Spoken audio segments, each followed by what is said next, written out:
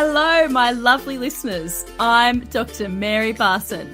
And I'm Dr. Lucy Burns. Welcome to this episode of Real Health and Weight Loss.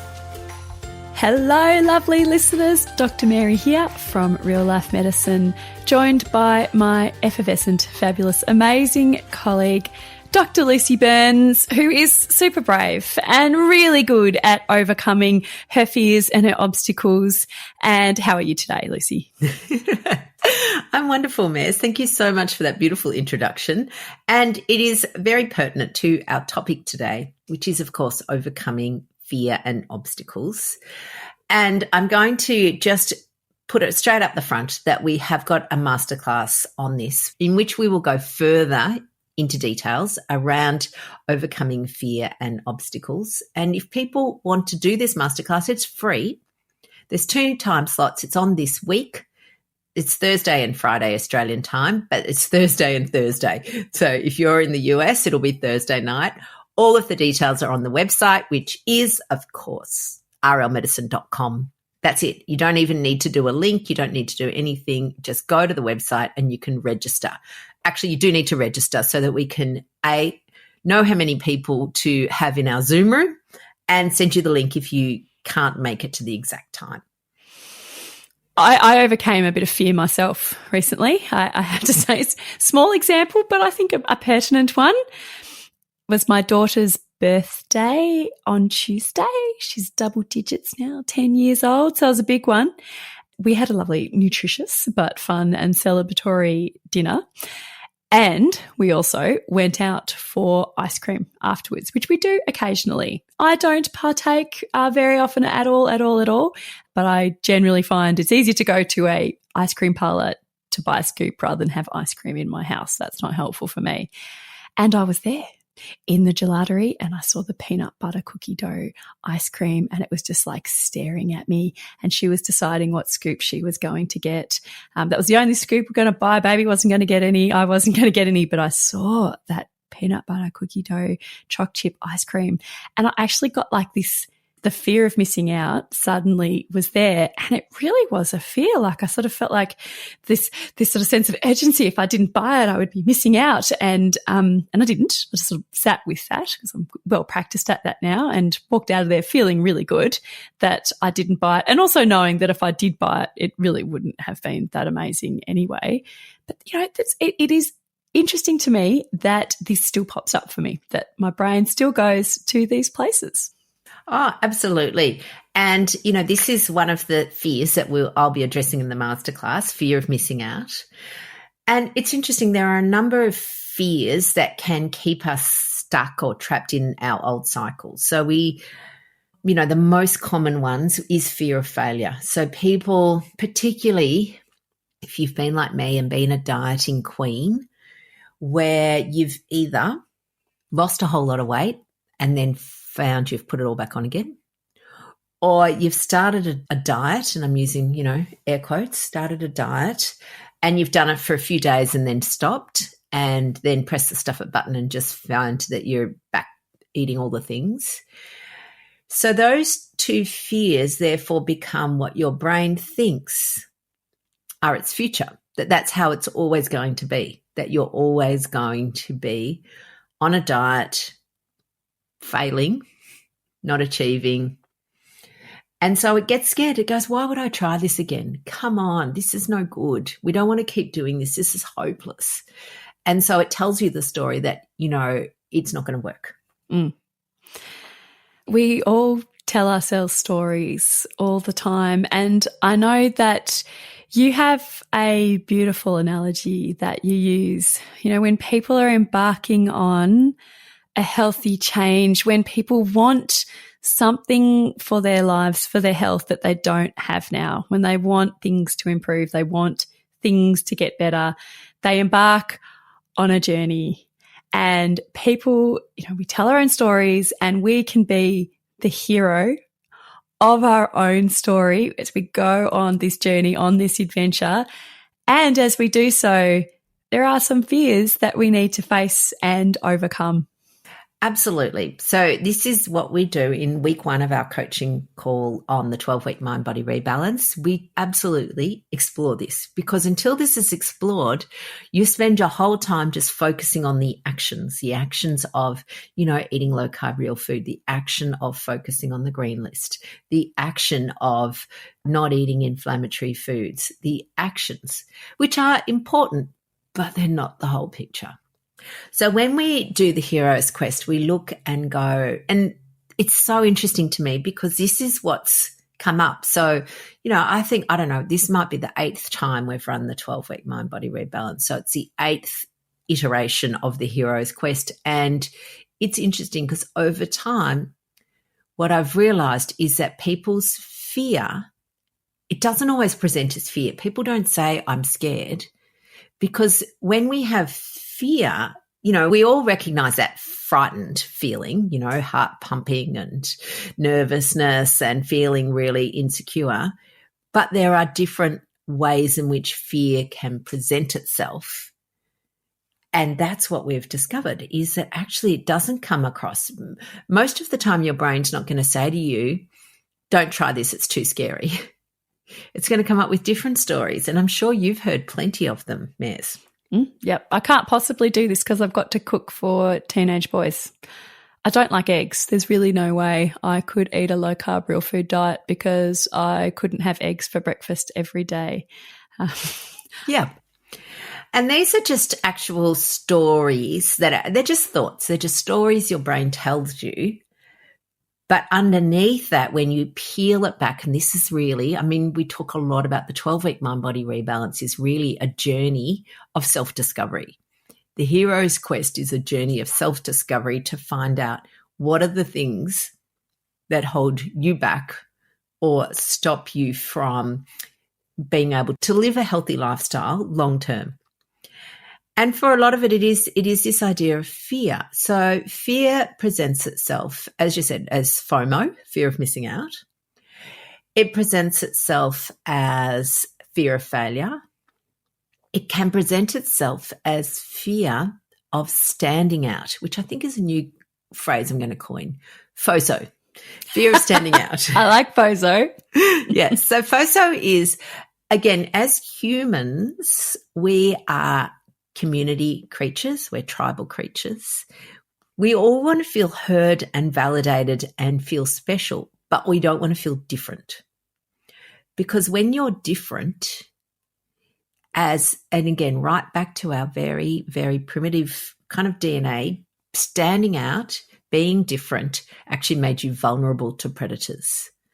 As a human, if you were, and it's the same for all herd animals, zebras and horses and, all of those antelopes, if you're the different one, then you're more vulnerable to being preyed upon.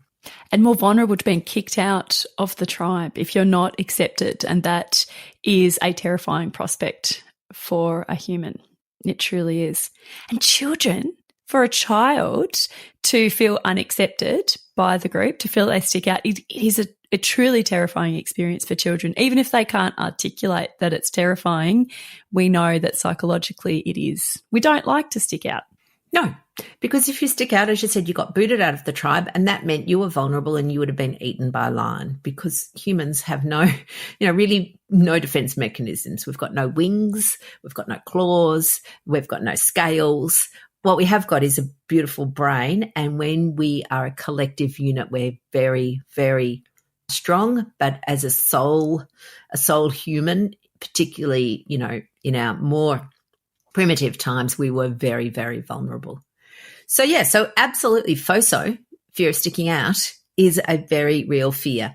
And this comes in many forms. In particular, if you are eating a different way to perhaps your current community, then that can be quite scary for multiple reasons. If you go to an event and suddenly people notice that you're not partaking in whatever food is there, people are going to comment.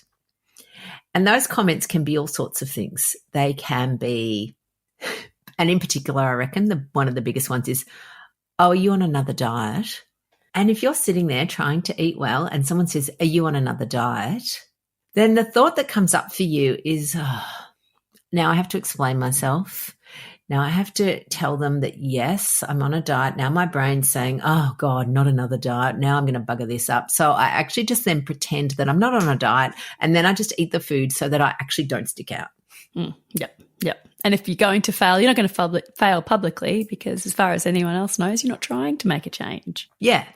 It's really, really interesting food commentary. What it actually is it's other humans judging people based on what they're doing at the time. Whether that's helpful eating or unhelpful eating, we all feel judged. It's so amazing, isn't it? You know, you can be scoffing, 2 packets of potato chips and someone will judge you. Or you can be eating a plate of real food and someone will judge you. It's like, oh my God, there's no safe place around food.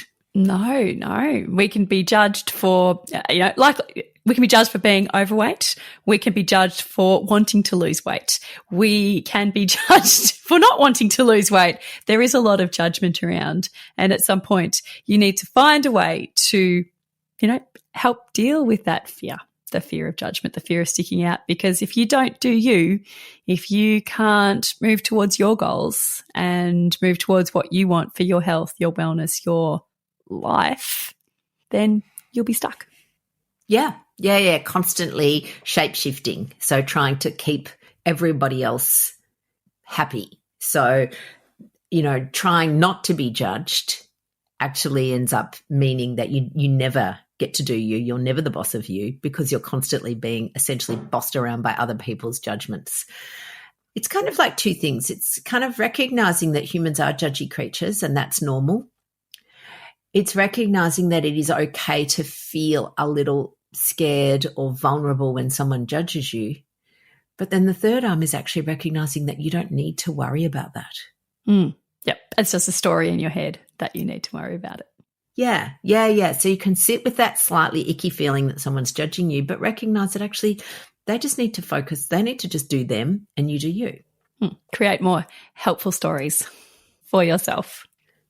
Yeah. And I think the thing that we do really well is help people unpack these stories.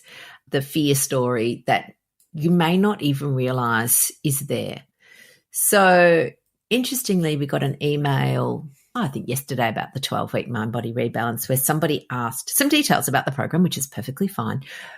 But it was interesting because what I was able to see in that is that underlying their questions was actually some fear. So the questions were, how much work is it going to be? Is it going to be too hard? How much can I do of this? How much can I do of that? All of those questions just indicate to me that this person is a little frightened, and that's okay.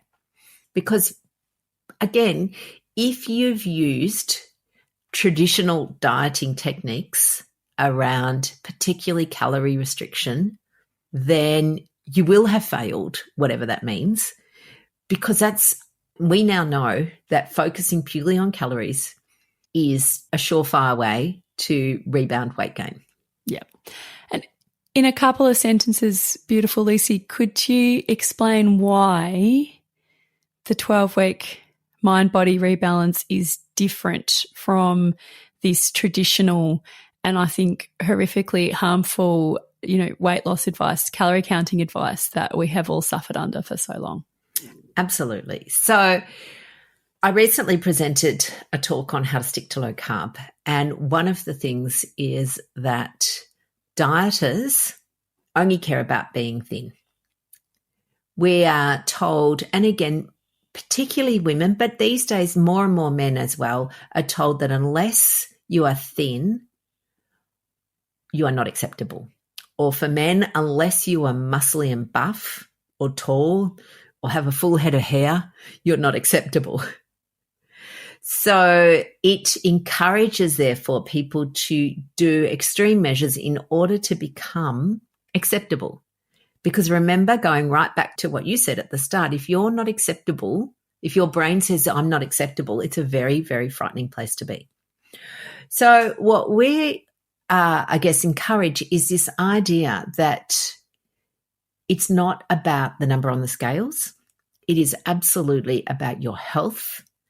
And when you focus on your health and nurturing your little cells, so all of our beautiful cells, when you focus on looking after them and as the custodian of all your cells, you do the things that make your cells happy, weight loss will come along for the ride. And so it really is about promoting, I guess, things that improve your hormones, so your physiology. And again, this is weight loss traditional dieting they never addressed physiology. They didn't at all. It was just counting. With buckets of calories. Yeah. And as you always say, Mares, that traditional dieting says weight loss is maths. But as we know, weight loss is chemistry, not maths. And all of our little cells have chemistry and physiology that make them tick and hum and sing along. If you, I guess, starve them of their nutrients, then these little cells, they adapt. They adapt to that. And that's what we've all done. So we've all adapted to this reduced food source where we've, again, in the past been encouraged to use low-calorie processed products as weight loss tools. And in doing so, we've actually come to immense harm. We now know that. So, yeah, absolutely. I guess we focus on nourishment, not punishment. And this learning to nurture and nourish your beautiful body and your beautiful mind are the keys. Yes. Yep. And it is really common for, people to have that initial fear that you may cause them sort of, reject the idea that change is possible, to reject the idea that they can embark on a healthy journey, that they can invest in their health and wellness. And part of overcoming the fear is having, a mentor. And I would say mentors that can help provide the guidance and support, encouragement, as well as a beautiful community, to have a new tribe, a new community that is all working towards the same goals that you can absolutely fit in with, find the support, get your questions answered. And they are two beautiful things that you get from this 12-week program. You get the content, which is all the education. You get the coaching, like, in the story when the hero meets the wise mentor who helps them overcome their fear. That's sort of what you and I do, Lucy. In a way. No, we do. We definitely do. We're definitely wise mentors. And the community. Absolutely. The community is key. Beautiful online community is an absolutely central and precious part of the program. Absolutely, because here's the interesting thing. When you change your focus from nourishment, away from punishment and over to nourishment, away from deprivation and over to abundance, it can feel a bit scary. So we've got a number of communities, but in one of our communities, somebody did post a question about this idea that they had made themselves a beautiful low-carb lasagna. Instead of using pasta sheets, they'd used eggplant, and they ate it, and it was nutritious and delicious, and they felt guilty. And it's like, oh, yes, I remember. And it's like, okay, what's that all about? And it's interesting because diet culture and dieting told us that if you are full, if you're not hungry, then you are somehow overeating. And so unlearning is as much a part of the journey, the hero's journey, as learning. So you unlearn and relearn in this beautiful, I guess, I don't know, I like to say, well, we are, and you in particular, Mary, are the compassion queen, but we do it in a compassionate way because as new learners, we're not perfect. No. And overcoming the need to be perfect is yet another fear that we help people overcome, fear of failure, fear of not being perfect. And that is also key to finding your way to good health and good balance. Yeah. And I think that, it's interesting that perfectionism, again, people don't always identify with that word because, they're looking going, well, I'm hardly perfect. But what it is, perfectionism is the all or nothing mindset. So if you have all or nothing, then that's perfectionism. And it's really about navigating your way through that, because that feels quite hard. It feels scary to go, oh, well, if it's not perfect, then maybe it won't work. Mm. We all create our own stories, and you can learn to create more helpful stories and, find your own story where you're the hero and, you are able to overcome your fears and get to that point of personal growth, of better health and, ultimate triumph. And the 12-week program is a way to guide you there through your own hero's quest. Absolutely. And again, I think people go, oh, it's all right for you, Dr. Lucy, you're a doctor, somehow you know more stuff. And I can absolutely tell you, I knew none of this. I have learnt it over the last 5 years because I was the all or nothing person. I was the person that would, eat all the food before I started a diet on Monday. I was the person that then on Monday go, oh, we're not quite ready. I'm a bit scared. I'll start next Monday. I was the person that, if I ate one thing that was, and again, wrong, I would then just go and scoff everything in sight.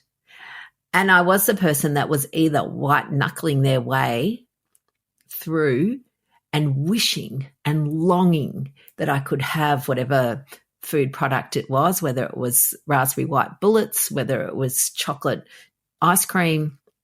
But now I'm not. I just have over time, and it didn't happen overnight, but over time, my new mantra is that I eat everything I want. I've just changed what I want. And that's actually possible for everybody. Every single person can do that. Yep, absolutely. It's a path that's open to all of us, no matter where we are. We can change our stories. We can overcome our fear, and it doesn't require enormous pits of superhuman strength. We can all do it with the right tools. Absolutely. Absolutely. So, lovelies, again, if you're interested in joining the 12-week Mind Body Rebalance, again, it's not for everybody, but it will be perfect for some of you. The doors are open. We start the program Saturday, the 27th of May. If you are listening to this live, there are some bonuses which include our 31-day hypnosis for real health and weight loss program and our favourite cooking product, which just, again, we're not sponsored by Mingle. A lot of people ask me if I have shares in the company. No, I don't. We don't. But we just love the fact that they make real food cooking very easy. So there is a complete pack of Mingle that will be sent to your door. Mingle is spice bases for people who are not sure what Mingle is. Yes, indeed. So again, if you're in Australia, then the old, it was called sort of like the magic cook in the pot, where you just add something to it, which was all full of garbage chemicals. These aren't. They're just spices so that you can make things like butter chicken or tacos or spaghetti bowl without the spaghetti, or even chili con carne. All of those. So simple, so easy. So anyway, but that bonus does end tonight. And so we would just encourage you to pop onto our website. You'll see it, rlmedicine.com, and click away. All right, beautiful heroes. We will talk to you again next week. Indeed. Bye for now.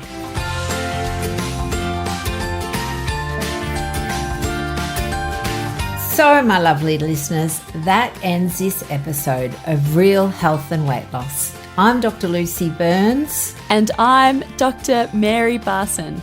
We're from Real Life Medicine.